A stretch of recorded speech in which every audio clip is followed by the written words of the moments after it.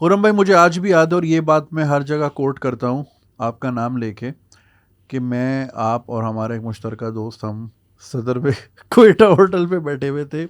और उस वक्त मैं ये कुछ भी नहीं करता था, कुछ भी नहीं करता था मैं। बस वो एक दोस्ती हमारी एक्सीडेंटली हादसाती तौर पे हो गई थी। सही। और आपने वहाँ बैठे बैठे मुझे कहा था कि तुम आर्टिस्ट हो। बिल्कुल मैंने सही। बोला कहाँ से भाई? हाँ, और आपने मुझे एक नसीहत की थी कि किसी 9 to 5 औरत से शादी मत करना, हाँ। क्योंकि तुम आर्टिस्ट हो दिमागी तौर पे। तुम रात को 3 बजे उठ के छत तक होगे, वो बोलेगी क्या कर रहे हैं, सो जाए, सुबह दफ्तर भी जा रहे हैं।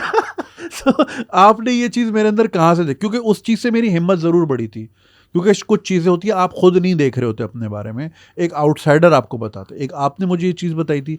एक और मेरा दोस्त था, उसने एक्सिस बैंड, द बैंड के नाम से उसका था, फरहान मजीद। उसने फिर ज़्यादा परसू नहीं किया, 2-3 गाने बनाए थे, फिर वो बेचारा नौकरी पे लग गया।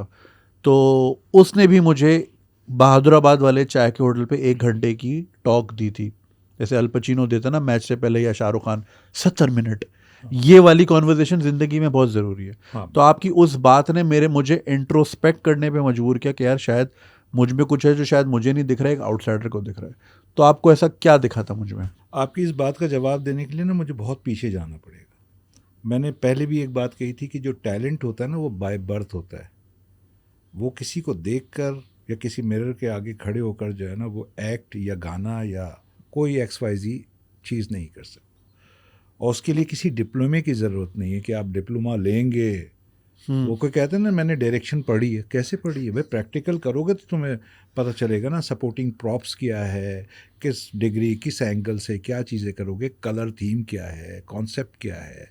तो आपको अगर मैंने देख के कहा तो आपसे पहले मैंने बहुत सारे सिंगर्स या एंकर्स को होस्ट या म्यूज़िक वीडियोस के पॉइंट ऑफ व्यू से, म्यूज़िक वीडियोस मैंने ज़्यादा नहीं किए, मैं म्यूज़िक में ज़्यादा इंटरेस्टेड था। हम्म।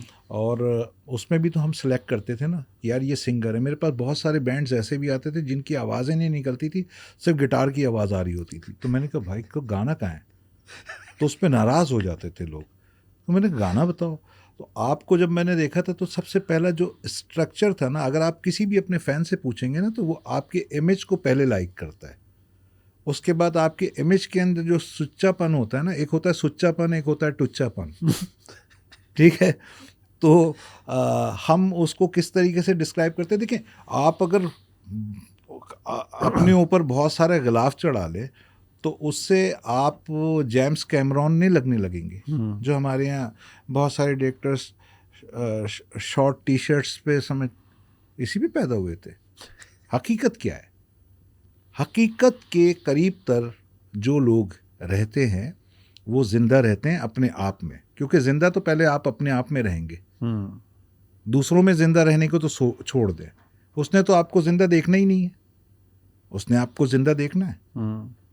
तो आपकी तारीफ हो या XYZ किसी की हो तो ये जजमेंट एक क्रिएटर के पास होनी चाहिए कि जवाद अहमद गा कुछ और रहा है, मगर जवाद अहमद का जॉनरा था बिन तेरे क्या है जीना, हम्म। वो कहती है सैया में तेरी है। हम्म। यारो यही दोस्ती वगैरह जवाद का नहीं था, हम्म। क्योंकि आपने कभी जवाद को डांसिंग मूड में नहीं देखा होगा। हम्म।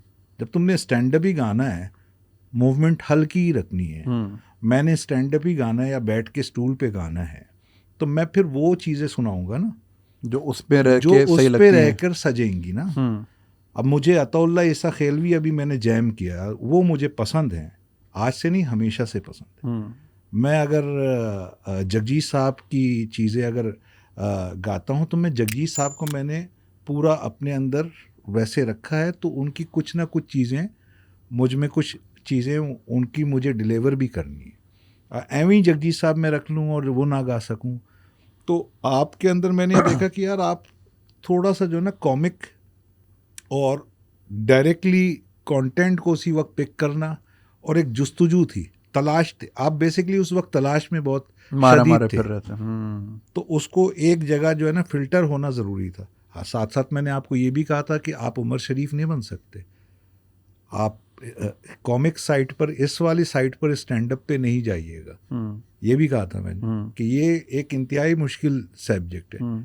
क्योंकि इसके लिए आपको बहुत सारी चीज़ें करनी पड़ेंगी, मगर आपके अंदर एक आर्ट है और वो 9 to 5 वाली बात इसलिए की कि आज भी मैं कभी रात को कुछ कर रहा होता ना तो मेरी वाइफ एकदम से उठ के बोलती हैं कि यार इसको, तो मैंने कहा काम करें आप रूम चेंज कर लें। मैं तो नहीं चेंज कर रहा, मैं तो यही हूँ, आप रूम चेंज कर लें। बाज़ औक़ात बच्चे भी जो है ना वो कह रहे होते हैं ना, तो मगर मेरी बेटी के साथ जो है ना, क्योंकि वो भी म्यूज़िक करती है, मैं भी, वो भी आर्टिस्ट है, तो हम एक दूसरे के साथ मीटअप कर रहे होते हैं। आर्टिस्ट बाय बर्थ होता है। आर्टिस्ट को जो है वो किसी भी हाल में होगा, वो चाहेगा कि यार कुछ हो, उसको इस बात से कतई कोई ताल्लुक़ नहीं होगा कि मेरी कौन सी चीज़ हिट होगी। हमने अच्छा कभी भी कोई लोग हिट के लिए, हिट करने के एंगल से जो है ना, कोई भी हिट चीज़ प्रोसेस नहीं होती, वो रैंडम हिट होती है। ऐसा ही है, रैंडम हिट होती है। बिल्कुल। मुझे थोड़ी पता था कि इश्क़ ममनू मेरा हिट हो जाएगा, मगर 2010 में इश्क़ ममनू ड्रामा और OST वो भरपूर वही चल रहा था। क्यूबी के ट्रैक के बाद, वो हम सफ़र के बाद इश्क़ ममनू, इश्क़ ममनू के बाद कोई 8 साल के बाद फिर कोई OST हिट हुआ था, कोई 10-1 साल के बाद वो मेरे पास तुम हो का। यानी आपके मुल्क में एक मकसद 100 सिंगर्स और बैंड्स अगर काम कर रहे हैं तो मंथली 100 ट्रैक्स आने चाहिए, तो एनुअली भी 100 ट्रैक्स नहीं आते। उसकी क्या वजह है? आपके मुल्क में एक बंदा है, वो हर फिल्म में नज़र आना चाहिए। हमारे सही नहीं, वो टैलेंट, और उन्होंने अपने आप को बहुत अच्छा अपग्रेड करके रखा है, अगर उनको भी ऑन रहना है।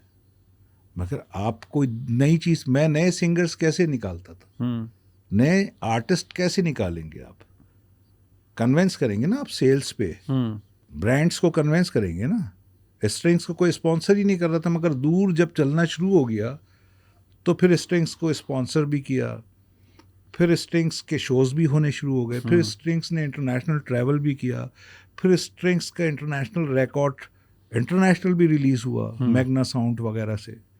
वो कैसे हुआ? मैग्ना साउंड डायरेक्ट पहुंचा था कंटेंट आपका, मैग्ना साउंड ने यहाँ की परफॉर्मेंस देखी तो आपको लिया ना। हारून यारा मैंने यहाँ रिलीज़ दिया तो फिर UK ने या UAE ने फिर लिया ना।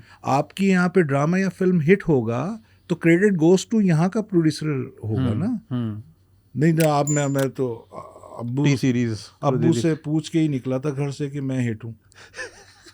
अगर आपको ये वीडियो पसंद आई और आप इसका पूरा वर्जन देखना चाहते हैं तो लिंक कमेंट सेक्शन में दिया गया है। हमारे YouTube चैनल पे पूरा वर्जन मौजूद है और चैनल को सब्सक्राइब करना नहीं भूलिएगा। शुक्रिया।